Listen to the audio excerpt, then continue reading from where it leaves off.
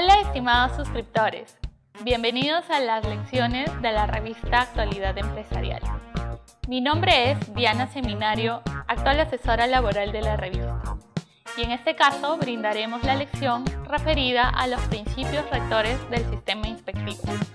Lo primero que debemos tener en cuenta es que todos los inspectores de trabajo están sujetos a estos principios para que puedan tener una mejor eficaz labor inspectiva. En este caso, si es que alguno de los principios son vulnerados por los inspectores de trabajo, ellos podrían ser sancionados y ser sometidos al procedimiento correctivo correspondiente. El primer principio que vamos a ver se trata del principio de legalidad. ¿Qué quiere decir este principio?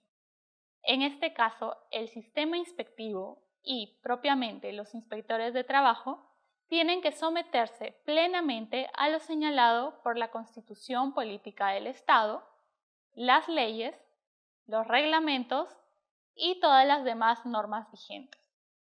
En ese sentido, ningún inspector de trabajo y ningún ciudadano en sí podemos desacatar lo que ya la norma menciona. Aquí aparece el tema de los vacíos legales y en ese sentido también se relaciona mucho el tema con aquel principio que dice para nosotros que lo que no está prohibido está permitido. En ese sentido, todo aquello que no señale la norma, en principio podría entenderse que está permitido. También los inspectores de trabajo, bajo este principio, en caso de algún vacío legal o ante una duda, podrían acudir a las autoridades correspondientes, quienes son las encargadas de vislumbrar o darnos el camino correcto para poder aplicar la normativa de manera legal. Un segundo principio que debemos tomar en cuenta es el principio de la primacía de la realidad. Y en este caso, la primacía de la realidad es uno de los principios más importantes del derecho laboral y por ende también es un eje principal del sistema inspectivo de trabajo. Por este principio, en el caso de discordancia entre los hechos constatados y los hechos reflejados en los documentos formales, debe darse siempre privilegio a los hechos constatados. Y en este caso es lo que muchos conocemos como la desnaturalización, por ejemplo. ¿Qué quiere decir específicamente este principio? Nosotros en este caso tenemos dos panoramas. Uno que es la realidad y otro que viene a ser el tema de la formalidad o los documentos. ¿Y por qué en este tema hablamos mucho de la desnaturalización?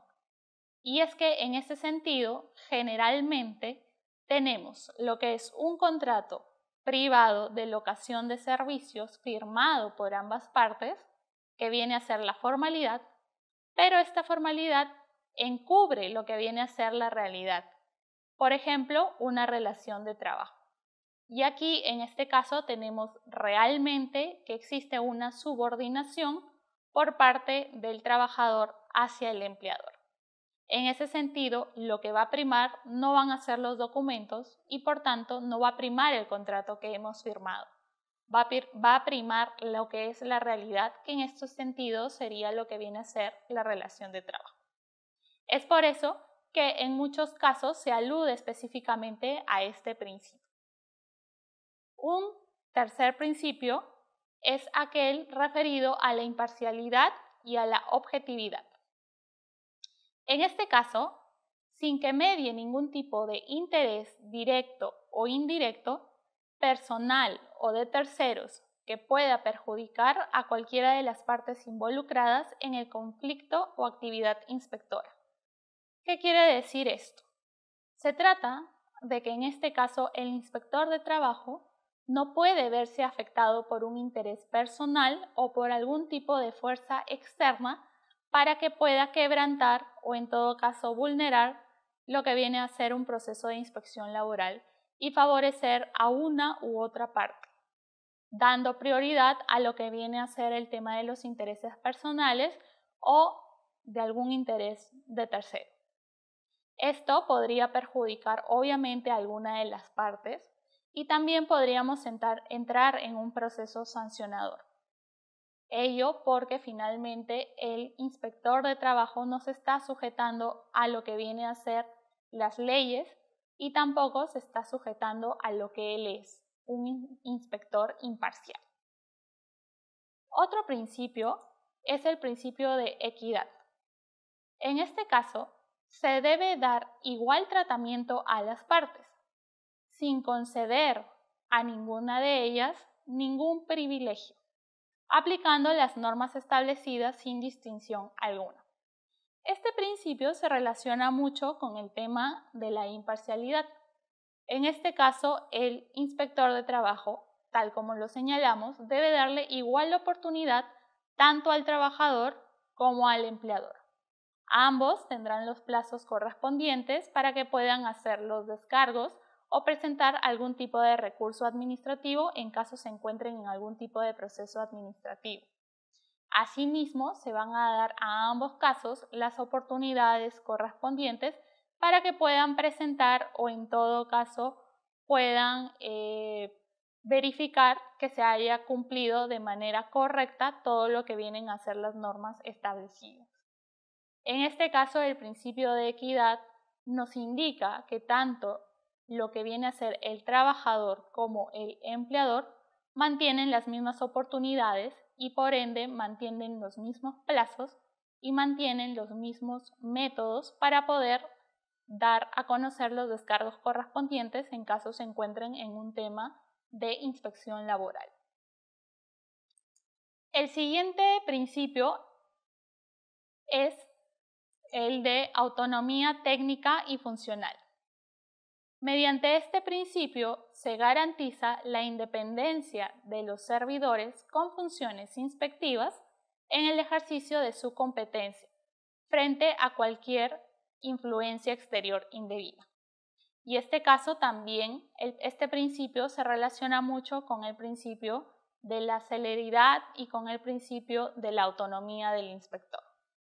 En este tipo de situación, el inspector tiene su propia competencia y por ende todos los temas competentes hacia él serán resueltos por él, sin tener en cuenta ningún otro tipo de fuerza externa que desvíe de su camino de poder aplicar de manera correcta la norma. El principio de jerarquía quiere decir que existe una sujeción a las instrucciones y criterios técnicos interpretativos establecidos por la autoridad central del sistema de inspección de trabajo para el desarrollo de la función inspectiva, así como cumpliendo las funciones encomendadas por los directivos y responsables de la inspección del trabajo, en atención a las competencias establecidas normativamente. En este caso, el inspector de trabajo tendrá que sujetarse también a lo que le indica la autoridad central. Y en este sentido, la misma autoridad y el propio sistema inspectivo también establece sus propios lineamientos, por lo que el inspector de trabajo, si bien está sujeto a lo que viene a ser la Constitución y todas las leyes, también se sujeta a estos lineamientos. Y estos lineamientos, obviamente, se corroboran con lo que dicen las determinadas normas.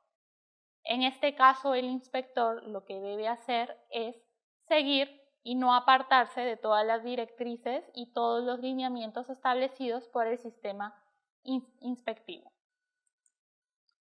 El principio de la eficacia. En este caso, el inspector actúa con sujeción a los principios de concepción única e integral del sistema de inspección de trabajo, especialización funcional y trabajo programado y en equipo. En este caso, el inspector, obviamente, para que pueda realizar de manera eficaz su trabajo, realiza una función propia de un equipo de trabajo y de su propia especialización funcional. Es decir, se supone que este inspector cuenta con los conocimientos necesarios para poder vislumbrar si es que se ha vulnerado algún tipo de derecho laboral. Y en este caso, si es que no llegara a tener el conocimiento, puede hacer la consulta o en todo caso puede trabajar en equipo con los otros inspectores que tienen una mayor experiencia. Y en este caso, poder trabajar de manera eficaz en conjunto y poder dar una determinada solución al problema o al caso concreto. Otro principio es el de la unidad de función y de actuación. Los inspectores de trabajo desarrollan la totalidad de las acciones que tienen comisionadas, no obstante su posible especialización funcional. En este caso debemos recordar que todo proceso inspectivo cuenta con etapas y el inspector está obligado a cumplir con cada una de ellas, sin saltarse o sin olvidarse de alguna de estos actos o propios, mejor dicho, del proceso inspectivo.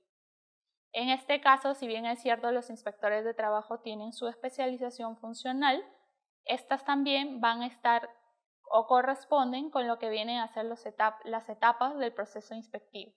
Y en este caso necesitamos de una unidad funcional, es decir, que el inspector, cumpliendo sus funciones, también deberá cumplir con el orden del proceso. El siguiente principio es el principio de confidencialidad. Y aquí se considera absolutamente confidencial el origen de cualquier queja o denuncia que dé a conocer una infracción a las disposiciones legales, sin manifestar al empleador o a su representante que la visita de inspección se ha efectuado por una denuncia. En este caso es lo que ya normalmente nosotros conocemos como el tema de las denuncias anónimas. En ese sentido, se guarda la reserva del caso de la identidad de quien formuló la queja o la denuncia y el mismo inspector procederá a continuar con la inspección, sin tener que revelar obviamente la identidad de la persona que hizo la denuncia. En este sentido, se trata de proteger sobre todo al trabajador, que es considerado la parte más débil en la pirámide laboral, ya que tenemos una parte fuerte, que es considerado el empleador, y la parte débil, que en este caso viene a ser el trabajador. Precisamente este principio lo que protege es al trabajador, puesto que si se entera, por ejemplo, el empleador que una determinada persona, su propio trabajador, hizo la denuncia o queja, el mismo empleador podría sancionarlo o podría cometer algún acto de hostilidad para que el trabajador no haga las quejas correspondientes y se siga en todo caso vulnerando sus derechos. En este caso, lo que el inspector está obligado es obviamente a hacer las investigaciones correspondientes sin tener que revelar la identidad del trabajador. El siguiente principio es lealtad. En este caso, se condice mucho con el principio de legalidad y en ese sentido, el inspector es leal o en todo caso tiene o está sujeto nuevamente a lo que viene a ser la Constitución, las leyes, los reglamentos, las resoluciones y obviamente lo que vienen a ser los objetivos de las políticas sociolaborales del Estado. Finalmente es el inspector el que tiene que sujetarse a este tipo de normativa y los objetivos propios del Estado para poder dar cumplimiento a su verdadera función, que en este caso es verificar el cumplimiento de la normativa sociolaboral y la protección a los derechos de los trabajadores. Otro principio es el principio de probidad y en este caso el inspector deberá respetar lo que vienen a ser las disposiciones normativas que regulan la función inspectora y asimismo se ajustará a los hechos constatados durante la actividad durante las actividades de inspección. En este caso, nuevamente, el inspector de trabajo debe obviamente sujetarse a lo que señalan las normas ya establecidas y verificar que los hechos que haya comprobado o se sujetan a las normas o en todo caso, si es que no se sujetaron a las normas establecidas, en este caso tendrá que hacer la sanción correspondiente y posteriormente indicarle al inspeccionado que debe cumplir con lo que se señalan las normas laborales. Un siguiente principio es el principio de sigilo profesional. En este caso, el inspector de trabajo debe abstenerse de divulgar la información los procedimientos, debe abstenerse de divulgar los libros, la documentación, las datas o cualquier antecedente conocido con ocasión de la inspección laboral. Asimismo, debe abstenerse de revelar lo que son los secretos comerciales, algún método de producción o los secretos de fabricación. Este principio es muy importante porque el inspector finalmente interviene a la empresa y en ese sentido, debido a su intervención, probablemente conozca determinados detalles que son exclusivos y propios de la empresa, como son secretos profesionales, secretos comerciales y demás. En este caso, si es que el inspector de trabajo, por medio de su función inspectoria, llega a conocer de este tipo de información reservada, lo que debe hacer es guardar silencio y no divulgar, puesto que se trata de un tema de ética profesional. Y aparte, se trata de no perjudicar a la empresa en sí, porque podría parecer una competencia desleal con otra empresa al saber que la primera empresa ha revelado, por así decirlo, lo que vienen a ser su información secreta o reservada. Finalmente, estamos con el principio de celeridad y en este caso tenemos en cuenta 3 puntos. Debemos saber que se trata de un sistema inspectivo dinámico. Como ya se mencionó, tiene determinados procesos o etapas y en este caso se debe dar cumplimiento a cada uno de ellos. Con este principio también se trata de evitar lo que son los trámites innecesarios o en todo caso evitar las dilaciones en el proceso. De acuerdo a ello, se trata precisamente de proteger al trabajador y en este caso se trata de que en el proceso se cumplan todo lo que vienen a ser las etapas de acuerdo a los plazos establecidos y en este caso sin hacerlos durar demasiado tiempo o que el proceso dure más de lo debido, perjudicando precisamente al trabajador, puesto que lo que se requiere o lo que se tiene en cuenta es precisamente la protección a este último, a nuestro colaborador. Y en ese sentido, mientras más rápido se resuelva el proceso, pues el trabajador obtendrá una más rápida y una mejor protección. Estimados suscriptores, esta fue la lección sobre los principios rectores del sistema inspectivo. Y en este caso ya sabemos que los inspectores de trabajo se encuentran sujetos a todos ellos. En caso de que alguna de las partes, empleador o trabajador, sienta que el inspector que está llevando a cabo el proceso ha vulnerado cualquiera de estos principios, puede hacer la queja correspondiente y en este caso se procederá a realizarse un procedimiento sancionador y obviamente quejar y sancionar al inspector que